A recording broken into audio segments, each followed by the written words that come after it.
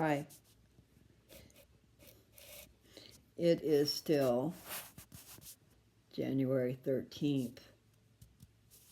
And here in Pennsylvania, it is 5 minutes to 4. So all across the United States is at different times, and it's just strange for me. I don't know how people keep up with that. Where you're at.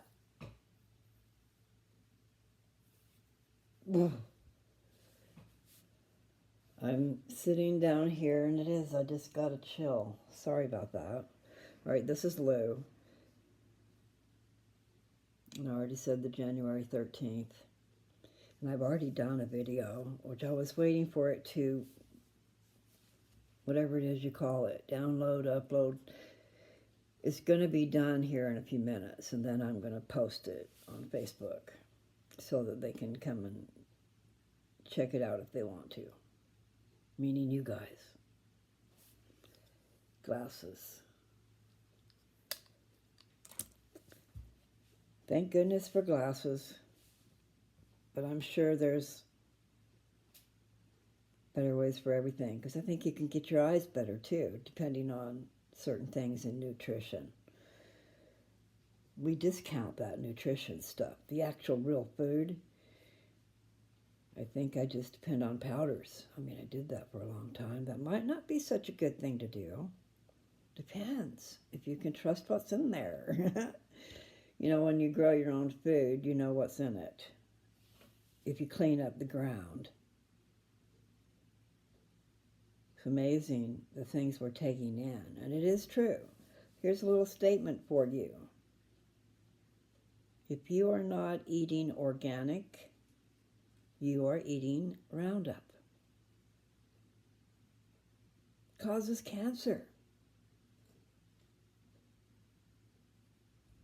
And people that are in a lower income bracket don't usually afford the luxuries of organic.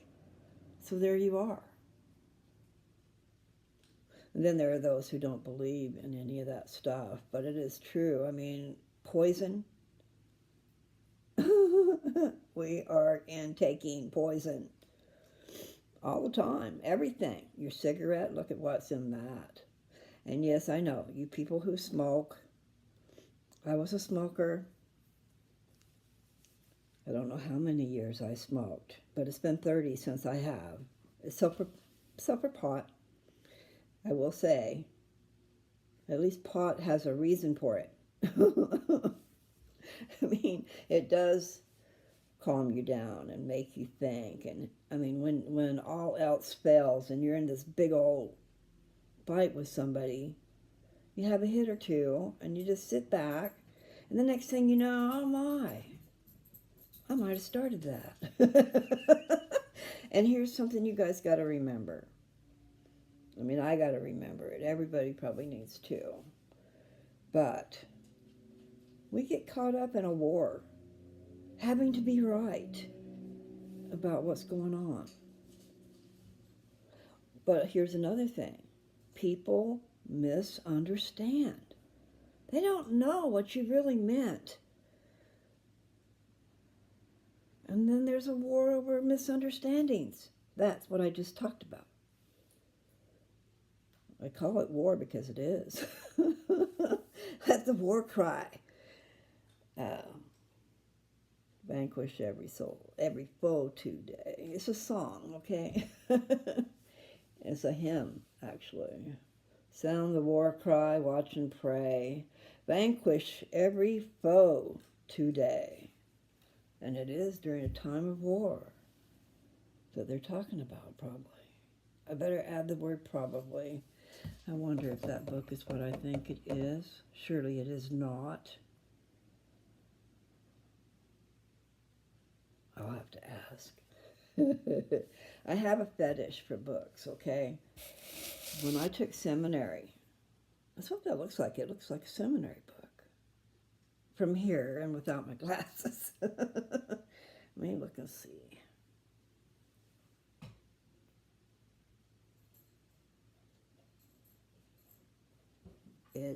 I gotta check it out.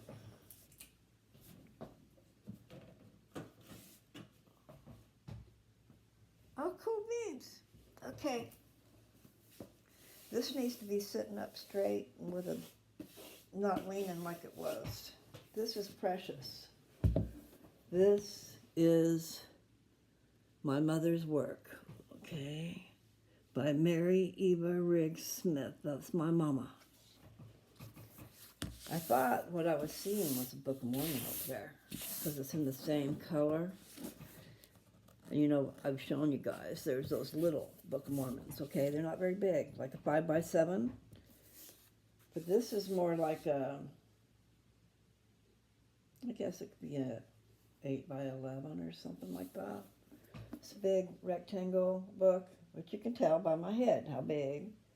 Because I bet, you know, the Book of Mormon, the little one, will be the size of my head. Anyway, my mother wrote this. And what it is, it says, ancestors and descendants of Nathan Lewis Smith. That's my dad. So inside this book is all these pictures and genealogies and stuff that my mother put together. Oh my God. Oh, the picture that just popped up, okay? I just opened the book. You want to see it? That is a trip. And that little kid in there, that's Teresa, she's not very happy. Hers got a frown on her face. And that is, this is my first wedding. I don't know if you can see it. And the little girl is Teresa D., my sister. I'm 8 years older than her. I had just turned 17 a week before this picture was taken.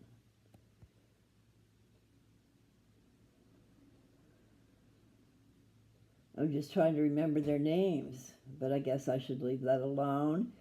Nevertheless, that's my first husband, Kevin Phillips.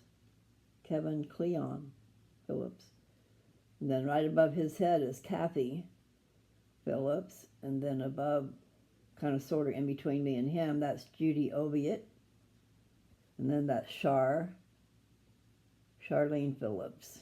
And then that's Marjorie Hale. It's either Hale or Hales. I'm not sure which. And then that's Teresa D. Smith. And then that's Mary Lou in the middle. Oh. Looked like I thought I was happy there. I had the biggest smile on my face. This is a great book. I wonder if she'd let me have it. I need to go back to my property and get my stuff and hope that my books aren't ruined.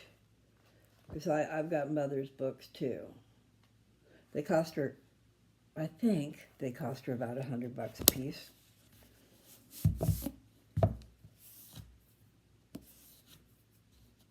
She put them in libraries.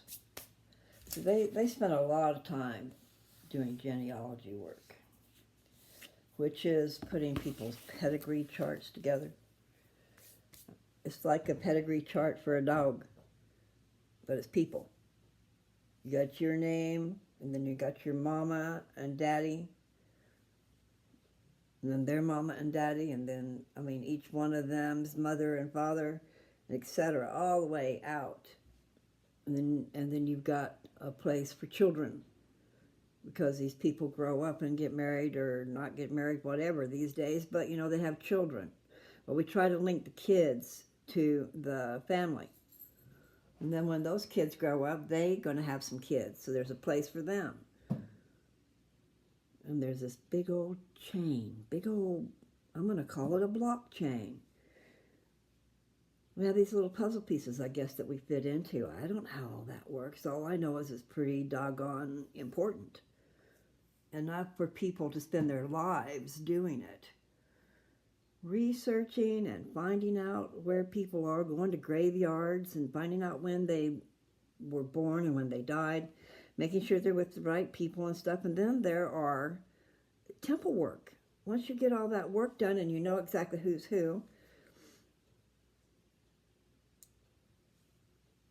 there's two ways of that temple work, okay? If you're alive, you can go do your own work. But if you're dead, someone else has to do your work, because it has to be done here on Earth. So, I put a video on here. I'm not sure which one it is, but they're both of my dad, okay? One of them was about a story when he met Mom. He had a girlfriend before Mom, and he was only like 8 years old, I think. You know, I could have all that a little confused, but they all went to school together. And he met my mother because she was friends with this other girl. He wasn't allowed to have a future with that little girl because she had had something, I can't remember what it is. He tells about it in the story. But anyway, her mother wouldn't let him have those type of intentions because it would have killed her, I guess, you know.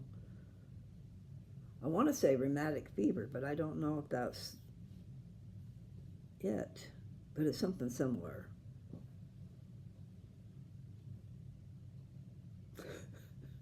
You know, you be honest when you're talking and you don't think there's any recourse or whatever. My dad was telling us, you know, that he really did love that first one. You know, but it is true. Your childhood sweethearts can be like way back when you're young. I mean, not just 15 and 16, but way. Anyway, I don't know. I get carried away with subjects, and I won't be alone here before long. So I'm just talking until I am. But I thought that was a big Book of Mormon. And it reminded me of when I went to seminary.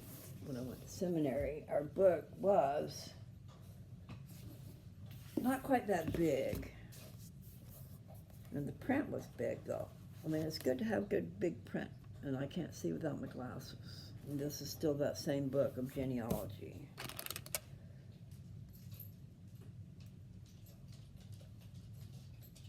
I've been thinking about you. That's a song that gets played on YouTube and Facebook, probably. That's the song. And they're dancing to it. And it's just cool. I don't think it's all that old, but it's on the feed. Okay, I'm gonna put this book back down. Wish I had that other book, but that's neat that she's got the book right there. My genealogy's in there, okay? And then somehow you could just get your paper expanded to where you can put, oh, I know how they do that. They split it up into 2 pages. 1 page for one side probably, and 1 page for the other original sides, because by then there's a lot of adults with children and grandchildren, and they all have to be accounted for. I started to say, okay, Mom and Dad went to get sealed in the temple.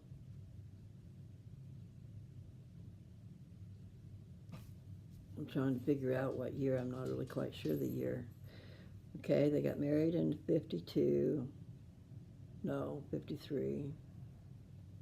I was born in 54, okay? So, and I was born at the end of that year. So, my brother is 13 months younger than me. That's probably where I'm getting lost swimming in my little head. But anyway, me and Nathan were just little things when they went to the temple. What I was doing was trying to figure out the year they went to the temple. So I was 54, he was 55. So it was 56. I'm pretty sure. 1956, Mom and Dad made a trip from the coast, because we lived about 80 miles from the coast. New Bern, North Carolina is the name of the place. Craven County. Anyway, what a trip. What a trip. Things that we. I don't know what I'm trying to say exactly. In other words, mom and dad, they were 16 and 17 when they got married, I believe. I think dad's a year and a half older than mother. So I'm not sure. You add 2 years onto that, so he would have been like 19. Okay, you're still a kid, man. Because you haven't experienced a lot of things. I'm just saying. Even if you're an adult and you're doing adult things, there's a lot of learning that comes from experiences. So what really am I trying to say? So I'm going to have to get off of here pretty quick.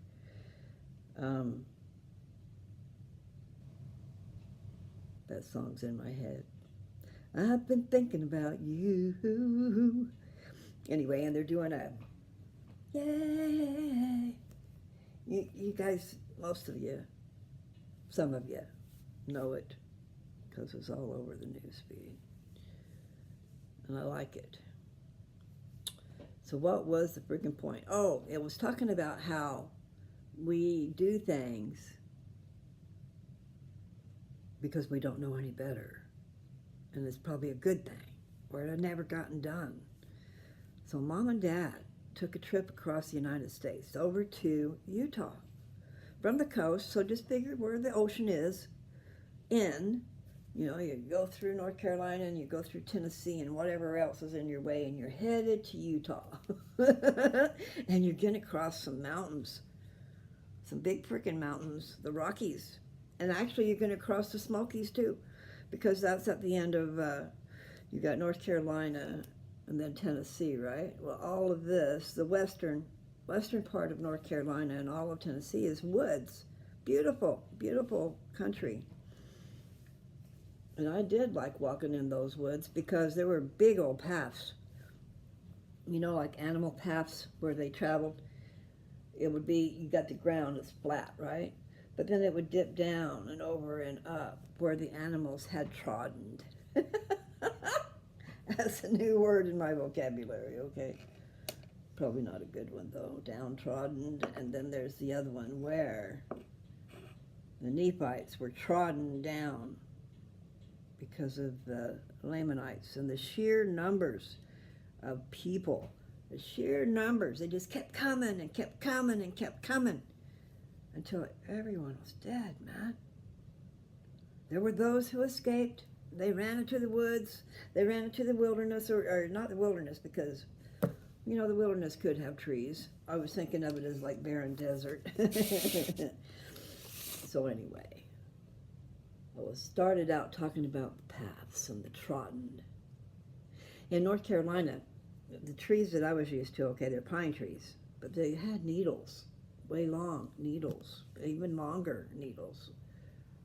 And I don't know if they would be ponderosas, how those needles work, but when they die, they layer the ground, okay?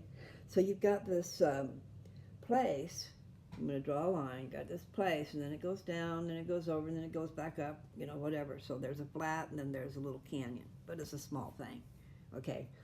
Let's see, maybe like that.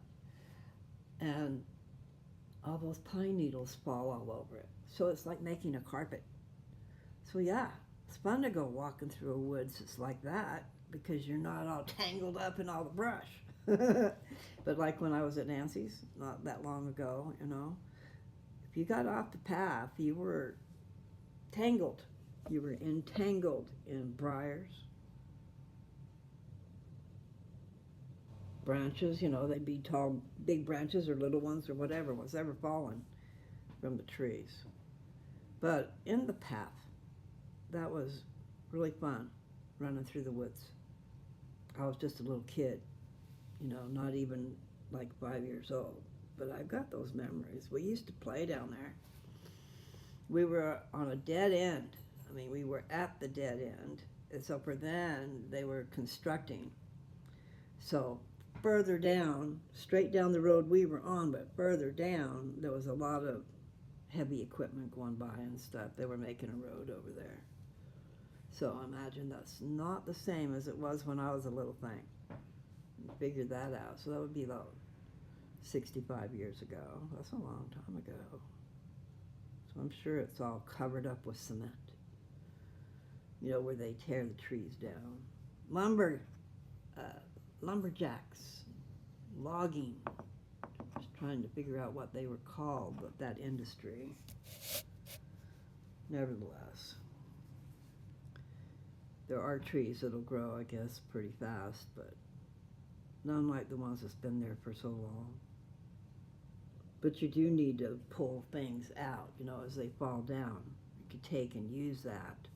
Not just wait for however many years it takes to mulch. In other words, there's gleaners. There's these people who go around and glean the fruit from trees. You know, like people who have for instance, I had a plum tree, but I didn't call them and have them come. But I found out later about them. There is a group of people who will go around and come and clean off your trees. Save the fruit, give it to the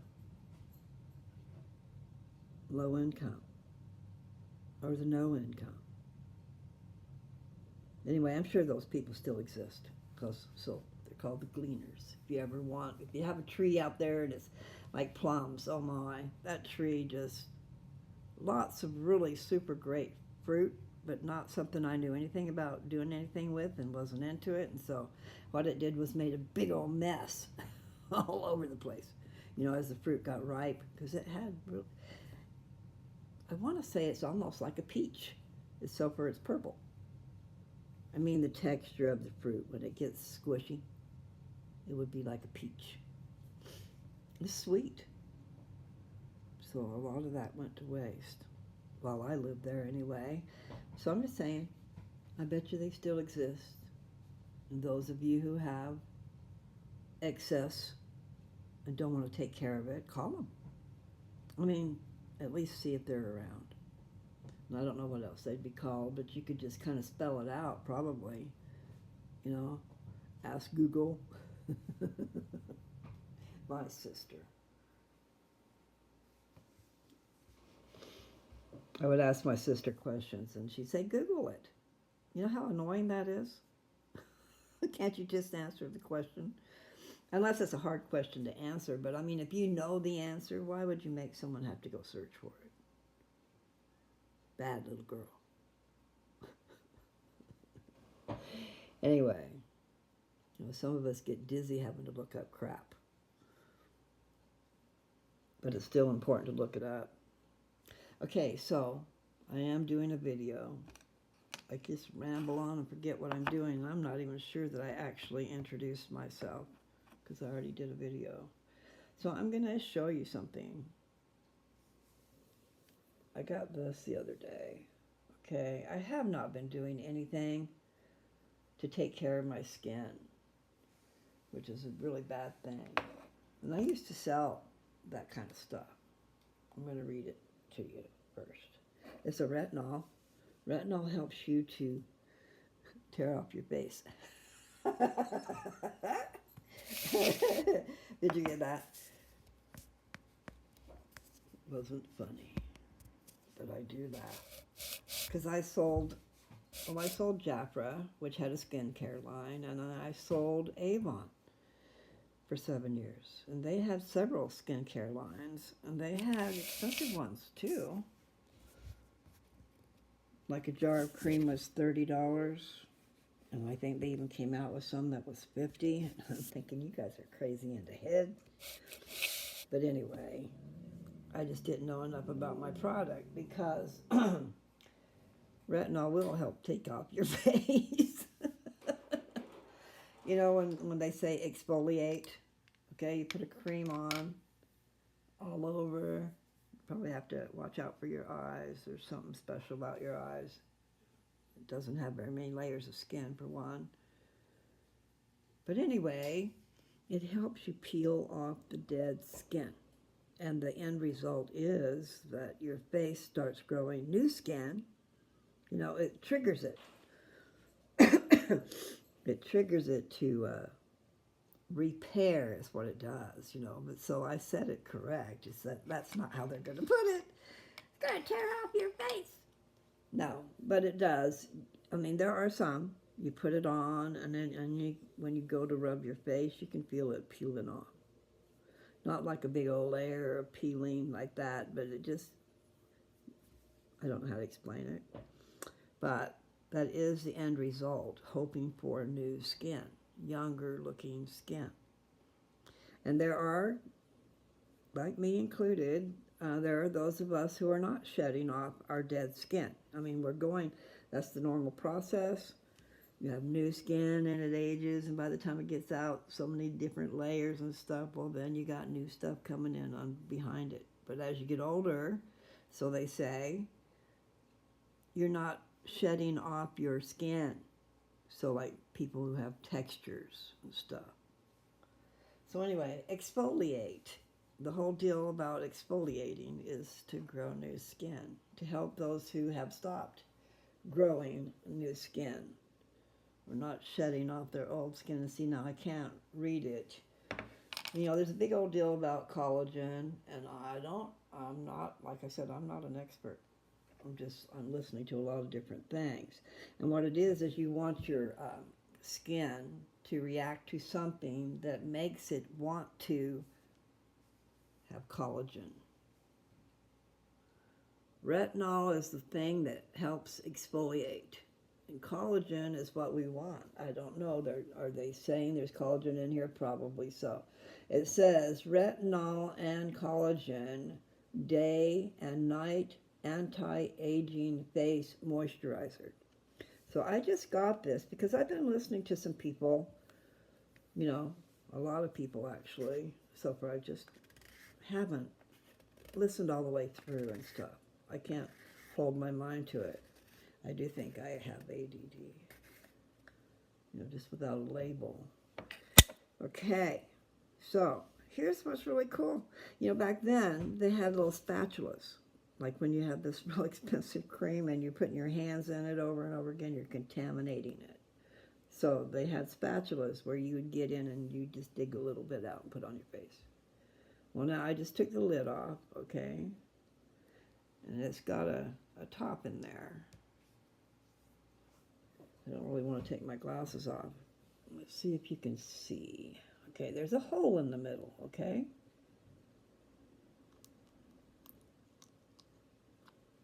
So you can use that cream without contaminating what's on the inside, and you don't have to have a spatula.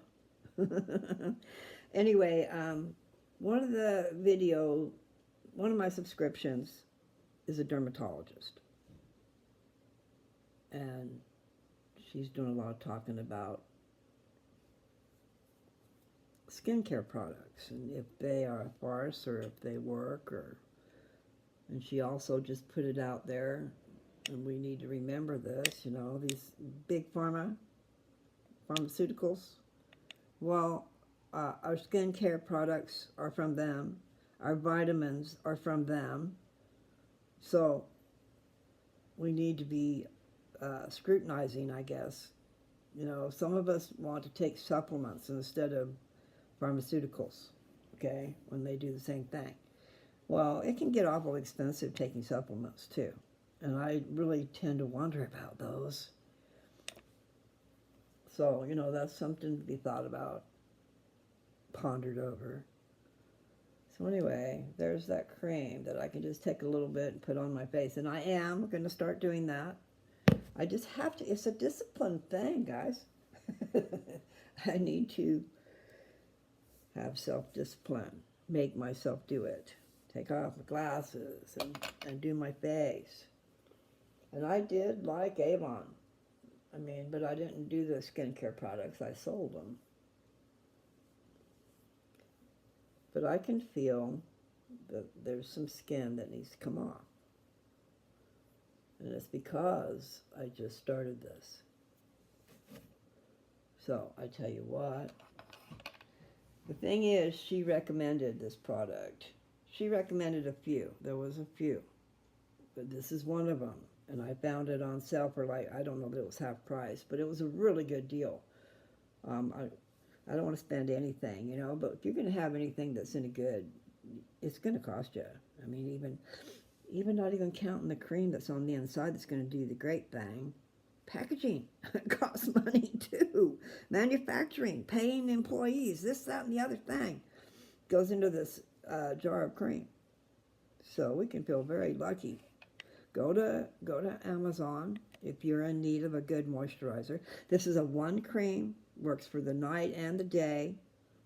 That's a good thing. You need a cleanser. And I'm not sure, you know, we used to have, let's see, a cleanser and an astringent. Well, an astringent is kind of like an alcohol. So I don't know.